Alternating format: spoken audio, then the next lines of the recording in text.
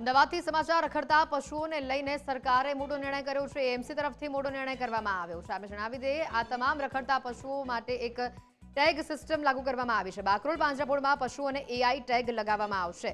Ayushman કાઉફિટ system હેઠળ આ પશુઓને સ્માર્ટ નેક બેલ્ટ લગાવવામાં આવ્યા છે। એઆઈ ટેગથી પશુઓનું 24 કલાક મોનિટરિંગ કરવામાં આવશે। અમૂલ અને બનાસ ડેરી પશુ આરોગ્ય માટે આ ટેકનોલોજીનો ઉપયોગ કરે છે। એએમસી તેના આધારે પાંજરાપોળમાં રાખેલા પશુઓ માટે પાયલોટ પ્રોજેક્ટ શરૂ કર્યો છે। એઆઈ ટેગથી 24 કલાક પશુઓનું રિયલ ટાઈમ મોનિટરિંગ કરવામાં આવશે।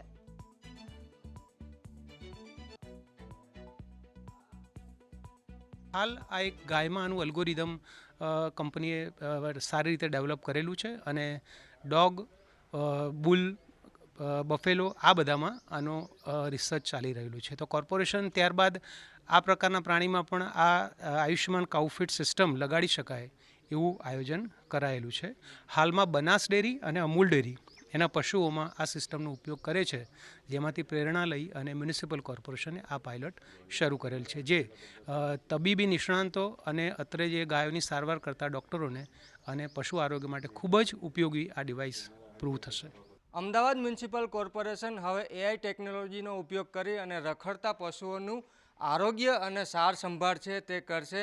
પાંજરાપોળ ખાતે આવેલ કોર્પોરેશનની ગૌશાળામાં જે પશુઓ છે તેમના માટે પાયલોટ પ્રોજેક્ટ છે તે શરૂ કરવામાં આવ્યો છે, જે એઆઈ ટેકનોલોજી આધારિત જે આયુષ્યમાન કાઉ બેલ્ટ સિસ્ટમ છે તે લગાવવામાં આવી છે અને તેની મદદથી તમામ જે પશુઓ છે તેનું 24 કલાક મોનિટરિંગ છે તે કરી શકાશે। અને જો કોઈ પશુઓ બીમાર હશે અથવા તો જે કોઈ પશુઓને હીટ સ્ટ્રોકની અસર થઈ હશે તો તેનું પણ એલર્ટ કોર્પોરેશનના અધિકારીઓને મોબાઈલ એપ્લિકેશનના માધ્યમથી મળશે। એટલે કે તમામ પ્રકારની એડવાન્સ ટેકનોલોજી આધારિત આ સિસ્ટમ છે તે શરૂ કરવામાં આવી છે।